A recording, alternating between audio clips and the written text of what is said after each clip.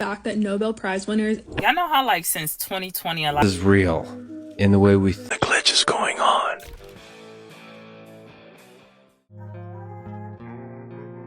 What if I told you that there is a dark spell that binds all of humanity? Would you believe me? Or would it maybe confirm some of your suspicions?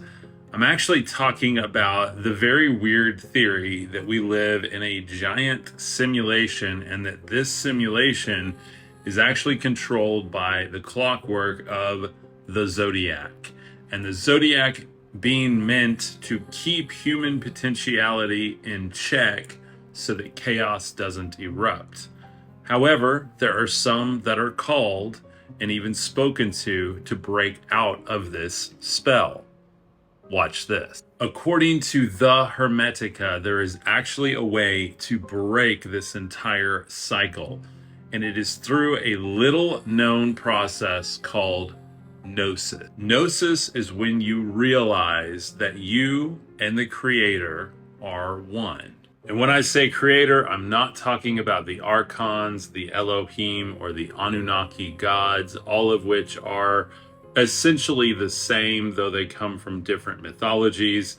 Their mechanisms are basically the same. I'm talking about actual oneness with Source or Great Spirit.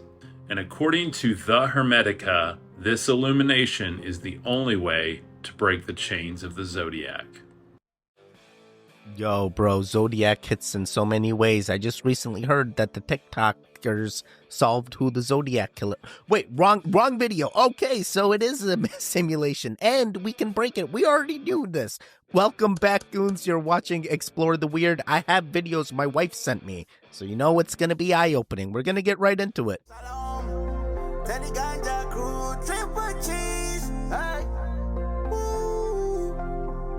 Yeah. Let's go to the mountain. Yeah. Discovered based on being struck by lightning, declared dead for 28 minutes. When you leave this world, you will have a panoramic life review. You will see your entire life pass before you in a 360-degree panorama. You will have missed nothing. You will watch yourself from a second-person point of view as if you were your own best friend, so you can see how really funny you are. You will literally become every person that you've ever encountered, and you feel the direct results of your interaction between you and every person you've ever encountered. And that means it's a fair and just universe, and it means that the universe is in balance, and it also means you will get away with nothing. Bro, that is crazy. That is literally like, hey, we can reincarnate as every single one of us at the time of our deaths. You could be anybody and anyone. You could even be Crazy Teddy right now, and I would never know that you reincarnate. All right, we're going to keep it going. Just released all time is happening all at once. Our experience with time is just a persistent illusion. We can always spend our lives looking forward to the future and looking back at the past. But the only thing we're actually ever living and experiencing is now. Just very recently, CERN released their image of what they thought time looked like, and it is exactly an Ouroboros. It is exactly a figure 8 Ouroboros that is a Mobius strip. DNA is a Mobius strip, and the structure of our time space is just like DNA, literally just like DNA. So in this context, then all future versions of you and all past versions of you are in the higher order dimensions of your DNA, moving from double strand to 12 strand and 24 strand. I believe that we have a higher self, and the higher self decided for us all to experience what we would call dimensionally limited avatar experience. Yo, the simulation. What is going on, wife? What is going on? What is up with all these time and simulation? I understand, and we're gonna win. We're all one. We're gonna win. Vitamin D3 is very popular right now. Even doctors are prescribing it to their patients. And I am telling my community members and my clients to stay far, far away from it. And here's why. First of all, do you guys know what vitamin D3 is? Cholecalciferol, which is the active ingredient in decon rat poison. Yes, how does it kill the rat? Via hypercalcemia. It drives calcium into the blood, calcifying them to death. Did you know that Big Pharma now makes more money off of selling vitamins than they do prescription drugs? Did you know that hundreds of millions of dollars a year are spent on vitamin D3? Did you know that Pfizer invested in vitamin D3 in the early 2000s and we went from an 8% deficiency rate to all of a sudden a 90% deficiency rate? So how is vitamin D3 made? Glad you asked. It is made from irradiated sheep's wool mixed with toxic chemicals like chloroform. Then they add it to GMO soybean oil so it's bioavailable and fat emulsified so it can get directly into your cells. Then they tell you that the sun is bad for you and that to just take this pill of rat poison instead.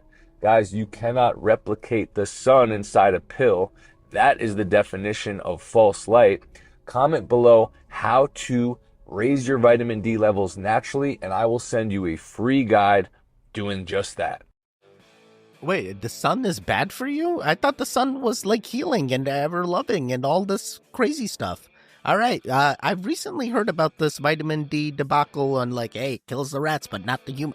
Wait, only time will tell. Only time will tell. There'll have to be enough of us dying like rats in order to be like, hey, something's going on here for them to make a change.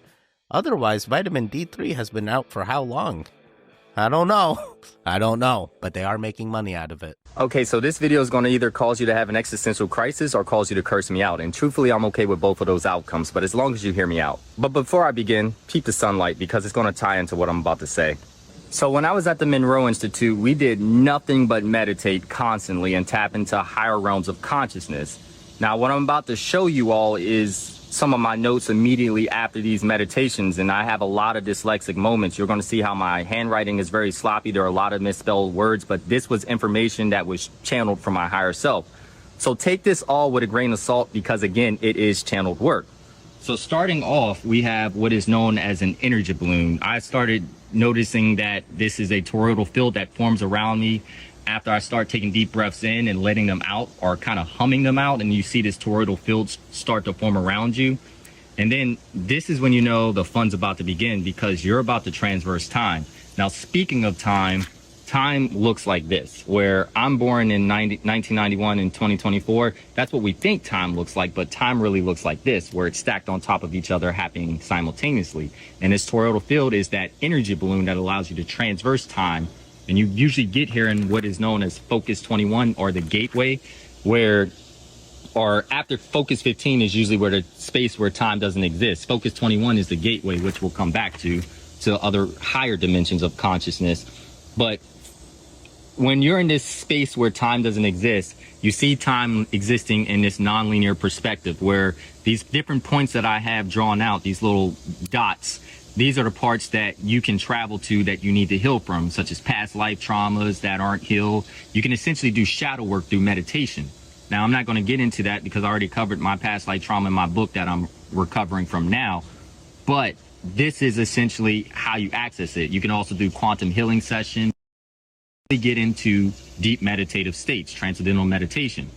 Now, when I was looking at these timelines, I seen how there are multiple Earths playing out. So if this is Earth 1 that I'm talking to you right now on, I remember one very vivid one, Earth 333. This was the one where I was very creative. I was a director. I was an actor. I was using my creative talents, but my higher self said that this is the Earth that's the most important because out of all these infinite universes and timelines that are existing and playing out, this is the only one where you have ever connected to your higher self. Now, when I reached these higher dimensions of consciousness, I remember being on a beach where there was for some reason there was a UFO that was shaped like a triangle, but it was a really big UFO. And then there was a portal that appeared, and this was what took me to this spiral staircase. And at the top of the spiral staircase was my higher self. And above my higher self was God or source. There was a bright light like the beginning of this video that you all seen. And my higher self said, you're not ready to ascend there. You need to master yourself, and then you master your universe. So mastering myself is essentially connecting and knowing myself, knowing that all of this exists, but taking all of this information and healing it. That's how you truly master yourself and master your universe, because that's when you see and connect to your higher self and live out all the timelines that have ever played, because that's what your higher self is supposed to do. It's supposed to go back and give a service to your past selves or to other selves that are existing and guide you. And then you're supposed to help guide others out of this quote unquote matrix. So yes, we know that there are multiple Earths happening. And what do you do with that information? Well, you shift to these different timelines. You can shift to any timeline you want. You are the creator of your own reality. So this also explains how remote viewing also works. We all have this ability. We're all psychic, where if you tap into the right frequency and see the timeline playing out, or you see the outcome, then you can use that frequency or that energy to give yourself information in this perception of time. Guys, this is crazy. This is legit crazy because it's literally everything we talk about all the time. All the time. We are everything. We are our own projections. Time is not linear. Time is stacked. Future Teddy has already made it. Every future goon has already made it. Hey, goons, did you interact with the video? Come on, now I don't even have to tell you. A true goon likes the video before the video even started. Are you a true goon? Well, you should be. You should be. All right, yeah, let's keep it going. Can we talk about the fact that Nobel Prize winners actually proved reality isn't real? In 2022, physics Nobel Prize winners literally proved the universe is not locally real. Basically what that means is if you're not looking at an object, it does not exist.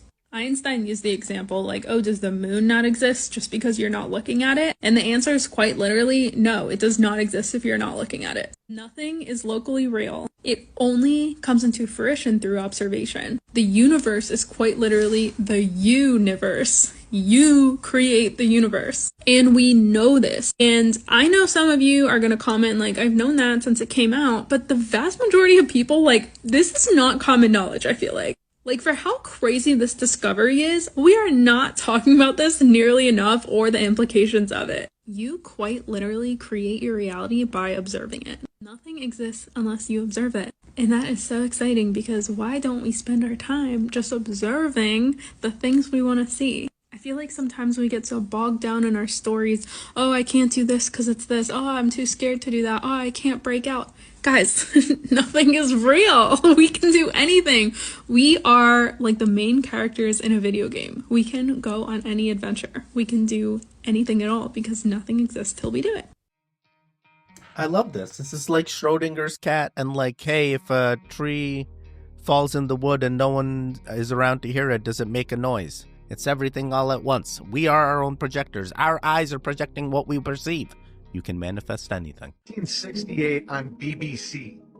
This is a year before the fake moon landing. They fucking told everybody. And they do that for a variety of reasons. One, according to their religion, they relieve themselves of their karmic responsibility.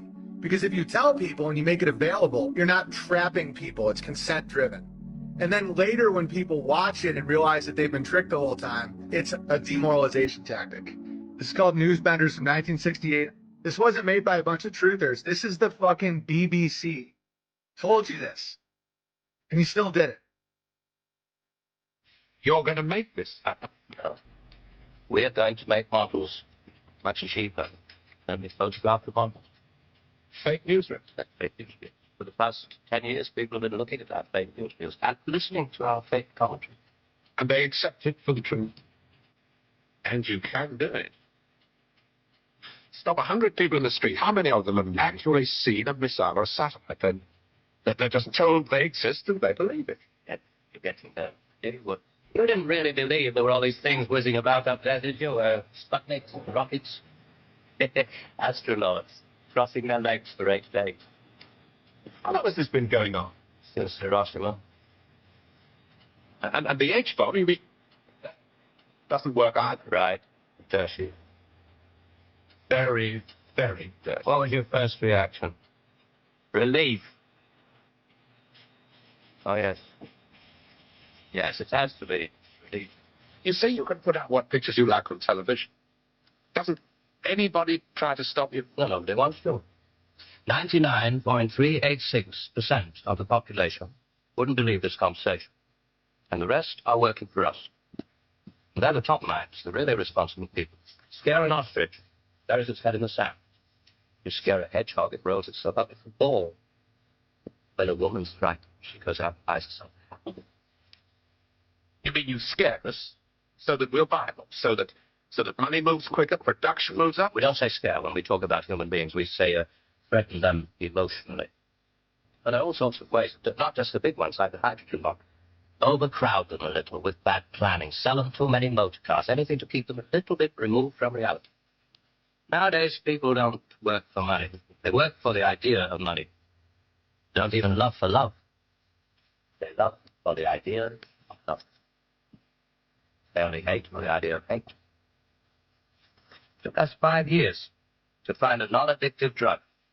One we could pay off against the hard drug. LSD. You marketed that? Oh, yes, of course. And for a very good reason. Some of these protest movements were getting a little bit too close to the mark. LSD gave them nice little hallucinations. Made them talk like 3-year-olds. Throw flowers at policemen. Politicians are easy to control. The grosser mentality boys of that, the photograph getting in enough Daytoners and Whitehall. They come right at the bottom of our organization. A few rungs up the ladder, there are the people in the top secret factories. Just those in a position to know they're making weapons that don't really work. There's come a time when somebody wants to use one of those weapons. I mean, somebody is standing there with a finger on the button. Well, that's the beauty of it. Nobody presses the button. Oh my god, there's way too many truths in this. They know everything. Everything was already being told to us back in 1968, and it took us now till 2024 to real. We're always going to be learning. This is always going to be a thing. They're always going to be hiding, but we're goons. We're going to learn.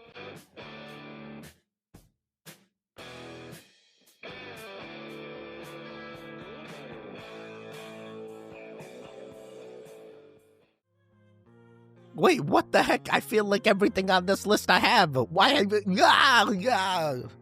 Let me just go through. Let's see. 6 everyday items. All right. So yeah, definitely got these things.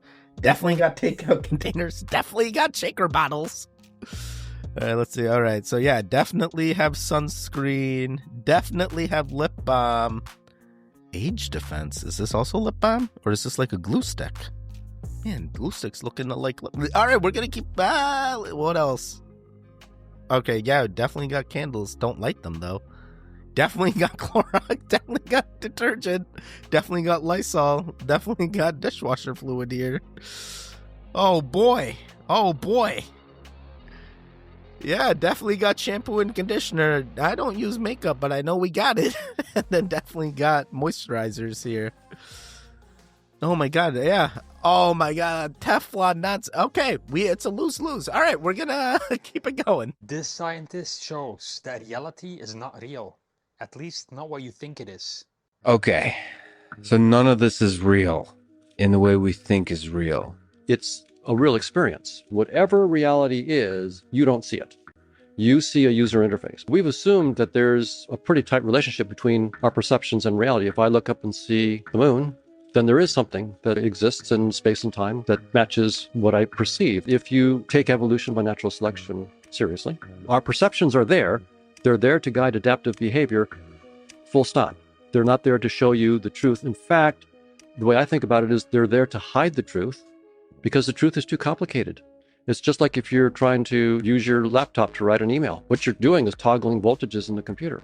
But good luck trying to do it that way. The reason why we have a user interface is because we don't want to know that quote-unquote truth, the diodes and resistors and all that terrible hardware. If you had to know all that truth, your friends wouldn't hear from you. What's interesting about this is that our scientific theories are precise enough and rigorous enough to tell us certain limits. We can try to look at certain aspects of the interface, but it doesn't tell you what's behind it. It's just a user interface. It's not a deep insight into the nature of reality. The framework that you've had can only go so far. And there's something beyond. Yo, this is crazy. I'm into UIs. I'm into user interfaces, graphical user interfaces, GUIs, GUI. All right, yeah, I mean, it is plausible, right? Our eyes are basically the processors. What we see is what we perceive. What we manifest is what we want. What the ideas and thoughts we put out are the things. Yeah, everything he says makes sense. But the 8-hour workday is too profitable for big business, not because of the amount of work people get done in 8 hours. The average worker gets less than 3 hours of actual work done in those 8 hours, but because it makes for such a purchase-happy public. Keeping free time scarce means that people pay a lot more for convenience, gratification, and any sort of relief they can buy. Keeps them watching television and its commercials, keeps them unambitious. outside of work. As soon as you realize that the system and the environment that's set up around us is literally killing your soul is the moment you'll be free. There's a reason we're taught from a very young age to just go to school, get a good job. That way we can work a 9 to 5 and work Monday, Tuesday, Wednesday, Thursday, and Friday, just to go out with your friends and release all the stress on Saturday night, be hungover on Sunday, and repeat the whole cycle again next week. And the issue is this: when you're working like that, your creativity has no room to actually flourish. And that's how they keep people from starting their own businesses, becoming artists, actors, and doing things that they actually love doing. Because those types of things aren't really profitable for big business and government. And I don't want to make this whole video just to bash on 9 to 5s, because if you love what you do, you should do that. But I do want to bring awareness to the fact that it's profitable for big businesses to set society up this way, and it keeps the order. So just be aware of it. And also let me know what you guys think. And I saw a girl talking about this article. Her @ is Negotiate This. Great content. You should go follow her. But the actual Kane. All right, yeah, very interesting. Kind of feel like everyone kind of knew this. Hey, even though they keep us suppressed for 8 hours, we only doing like 2 to 3 hours of work, but we still getting paid for the 8 hours. Or that's what they say. Yeah, you know, it was distracting. This lady's like shirt is so weird. Like, what kind of shirt just stops like right there? Like, that is so weird. Why are you wearing that? I'm sorry, it's not about this. Yeah, ADHD. Everything is okay. Don't come after me, woman goons. I'm just simply commenting. Is this normal? Is this like a new type of... we're gonna keep it going. We're gonna keep it going. I'm very old. And you are what? I'm very old. You're very old? Yes. How old are you? Many lifetimes old. Oh, you're talking about the idea of being an old soul. Yes. All right. Well, you understand an old soul is simply a soul that's experienced in a certain way. All souls are the same age. Do you understand that? No. All souls are eternal. All souls have always existed. There is no beginning. There is no ending. It's outside of time. When somebody talks about the idea of being an old soul, they're talking about having a lot of experiences in one particular realm, one particular kind of experience, like maybe experiencing many different incarnations just on Earth, as opposed to someone who might be experiencing their first incarnation on Earth. So the one with a lot of experience would be considered an older soul to the one with less experience. But as an actual soul, all souls are exactly the same, timeless. Does that make sense? Yes. So you're talking about an amount of experience in a certain context when you call yourself an old soul. So in those higher souls, does each higher soul have a higher self here? What are you referring to as a higher soul? Because sometimes the terminology on your planet can be a little confusing. For example, in this lifetime here. Yes. I wanted to know more about the higher souls. Bashar, damn it. Damn it. All right. Interesting. Old souls is a thing. All souls have always been existent. We're all the same age. We just have different experiences coming back. Could be. Could be. He also says things that he doesn't need to be under the whatever is coming over him, you know, whatever he's personifying, that alien that's taking over his body. He's been saying this type of stuff even without this Dave or whatever. Sorry, ADHD. We're gonna keep it going. We got 4 more. If you're watching this, you're likely an indigo child. Now, an indigo child is a soul that is contracted to come down here on Earth to assist humanity in ascension. But there are 3 types of indigo children. Probably more, but right now I only know of 3. And if you're watching this video, you are indigo 3. You're group 3. I'm also a part of this group, and trust me when I say we have our work cut out for us. Indigo 3 soul contracts are polarity integrating soul contracts. What does that mean? You are meant to integrate evil into your system and transmute it. You are meant to reverse the effects of the evildoers on Earth. So you're basically like a white blood cell scoping out the fallen angelics and the Leviathan bloodlines, chomping them up and then transmuting their energy into fuel for yourself. Now, the Indigo 3 soul contract is honestly one of the most dangerous soul contracts, so if you resonate with this soul contract, you have a very, very powerful and ancient and wise soul. I mean, not to toot our own horn or anything, but it's not an easy job. Indigo 3s are very susceptible to demonic attacks, jinn attacks, fallen angelic attacks.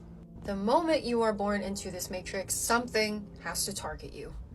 Many near-death experiences, always attracting in narcissists, sociopaths, psychopaths, even though you have done the work to heal, but it's not because you haven't healed. They specifically target you.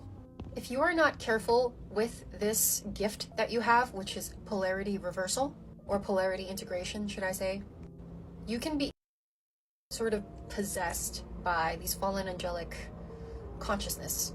So for example, if your soul agreed that you would incarnate in a very difficult family setting, maybe there was poverty, abuse, not a lot of unconditional love, if you're not careful, you can actually become the enemy itself. This is why your spiritual team always pushes you to awaken at a certain age in your life or a certain time. Indigo 3 soul contracts are different from the other Indigo children because we're not all love and light. We're meant to embrace the polarity. It's almost like learn the enemy's way to destroy them. We can kind of neutralize them because we understand how they operate. Your mission here and your goal is to reverse the fallen angelic consciousness, to bring Mother Earth, Gaia, back to its original blueprint and to also heal humanity's DNA. We, as humanity, actually have angelic-coded DNA. We have up to 48 strands of DNA that are no longer activated because these fallen angelics, aka the Anunnaki and the reptilian, have destroyed our DNA. But if you and I, and the whole collective actually, put in the work to actually save humanity this time, we can get our DNA codes back and we can ascend back to what this planet was originally supposed to be. If you wish to learn more about Ascension, this Matrix, fallen angelic aliens, the true power of the human DNA, I talk about all of this in my book, Made in God's Image. You can find that linked in my bio. Damn it, she was trying to sell us a book the entire time. Yes, I've heard the Indigo children. I feel like this lady has a very extreme view on the Indigo children. Definitely, I've never heard of the 3 soul contract, but at the same time, you are goons. We're all going to transcend together. We're all going to ascend together. There's nothing that's going to stop us. We are all awakened. You're watching this video, you're awakened. You know. Your soul is forever. Your soul is ever lifting. Your soul is ever transmitting. And I will constantly be there for all the goons to transcend with all of us together. All right, 3 more. The glitch is going on. Why?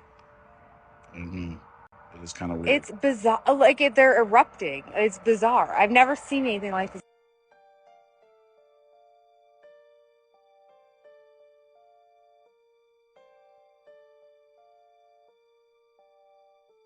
I thought that was a little person standing in the street sweeping, but I was just tripping.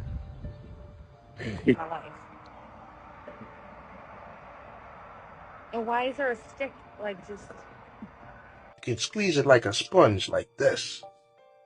Where on the planet you know you can squeeze a fish like that? Now look, put it back in the water, and it's whole again. It's a fish. That is not a fish. Okay, guys, I don't get this.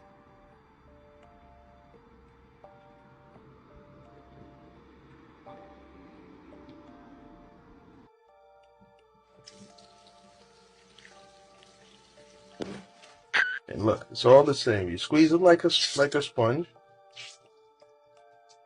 Look, you ain't breaking up or nothing. And you put it in the water, and it's a whole fish again. Follow for more. All of those were definitely glitches. I cannot explain any of them, except that little person that was sweeping the street seemed like a bird. All right, 2 more. 2 more. Yo, this is why. It's written for the temple to be rebuilt that ushers in the end times. All the tools that they use within the temple need to be cleansed. In order to do that, they sacrifice a red heifer. There's only been 9 red heifers ever sacrificed. The last red heifer to have been sacrificed was 2,000 years ago. A cattle rancher in Texas got invited with these rabbis to go look for red heifer. They found 5. The process was insane. They could never have been yoked. No one could have leaned on them. And we finally found them. These 5 heifers are in Israel right now being like protected and guarded. They have 9 months to sacrifice this red heifer because they can't be like, older than 3 years old. He's basically saying like if this happens, you know we're now in the trajectory of end times prophecy stuff. What's crazy too, with each sacrifice, they always mix the ashes of the previous red heifers. When they found the Dead Sea Scrolls, they also found a jar that had the previous 9 red heifers' ashes. Weird. Dating back to Moses. I'm ready for the reset. I'm ready for the reset. Let it happen. Let it happen. All right, just one more. This is a longer one, my wife told me, so saved it for last. Let's see. Y'all know how, like, since 2020, a lot of people have been saying they don't feel like they are living in reality? Like, it feels like a game, like a virtual reality. Because I know I've been feeling like this as well. Then my daughter came to me tonight and was like, Ma, I was telling my boyfriend the other day, I've been feeling like I am not real. Like every day when I get up, I feel like I'm not living a real life. Like I'm just in a video game being controlled. I'm like, really? Like this is my first time hearing about it. So she's like, yeah. And then I looked it up and it's called derealization. Like I did not know there was a name for this. So then immediately it brought me back to a video that my supporter sent me about 2 days ago. And it was of Elon Musk on the Joe Rogan podcast, and he was explaining exactly why we've been feeling like this. I'll take a listen and let me know what you think. You think he onto something? Or do you think they just want us to think that this is what's going on? I don't know. I'm leaning more towards he probably know what he's talking about because he's exposing a whole lot, and you know they love to put the truth in plain sight. Not only that, how else do you explain why everybody is feeling the same exact way? How people say life doesn't feel real ever since 2020. Yeah. Well, look, it's because it isn't. For the decades leading up to 2020, there was something going on that the general public never could have expected. Certain aspects of our technology weren't only just providing services for us, they were planning a dramatic shift of consciousness. Google Earth, for the last 25 years, has been creating a completely digitized, three-dimensional blueprint of the entire planet, a perfect database of 3D tracked images of what our external world looks like. While all of our devices that were inside the home, riddled with cameras, have been slowly building back-end digitized replicas of what our households look and feel like. Silently, this siphoned visual information was being harnessed to build a massive digitized replica of our world inside and out, a kind of complex virtual reality that perfectly mimics the real one. Our digital footprints were used to create hyper-realistic digital avatars in this world that look and feel just like us. This virtual reality was being prepared for us to step into. Okay, wait. Even if they made this digital replica of the Earth, how would they put us in there without us knowing? Our cell towers are essentially riddled with high-powered neural transmitters, which, with properly pressurized electromagnetic field disbursement, could be used to target the consciousness in every individual within range and essentially absorb the consciousness out of the body and relocate it theoretically even into a digital environment. This process is called a snapshot conscious swap. It can happen instantaneously without the individual being able to grasp what had happened. They'd maybe feel lightheaded for a moment, think it was nothing more than a heat wave. And at some point during 2020, that is exactly what happened. It's why a lot of people couldn't smell or taste. The simulation was still catching up to synthetic scent and taste transmission. If for nothing else, what I will say is it's a very interesting concept. Like I said, y'all let me know what you think in the comments. As always, gratitude for watching. Bros, if this is real, Joe Rogan's gonna copyright that section and you guys won't see any of the JRE between Elon Musk and Joe. But if it isn't real, then it's probably generated and put together, which is the way I am leaning. It didn't. I watched both of the or is it 3 now? No, I think it's only 2. 2 of his interviews on JRE. I feel like I've seen all of them, actually. Yeah, I've seen all of them, so I don't recall them ever talking about stuff like this, but I definitely do know that these are theories that are put out there by other theorists. So I'm not sure if it's coming from Elon. Elon's got all the things to make it happen, I guess. He's got the Neuralink, he's got SpaceX, he's got everything. He's got everything to do whatever he wants, so could be. Could be. All right, guys, you made it to the end. How'd you do? My wife is definitely trying to tell us, hey, are you sure you're in the reality that you perceive? I am sure. Are you in the timeline that you want? Is your timeline linear? Guess what? It's not. We're all going to be in it together forever. It's just you and I. It's just you and I. All right, guys, I hope you had fun. There should be videos on the screen now. Click on either one of them. Continue The Goon Fix, the one in the middle. You can subscribe. I'll see you guys next time. Goodbye, goodbye, goodbye. Goodbye. Free audio post-production by alphonic.com.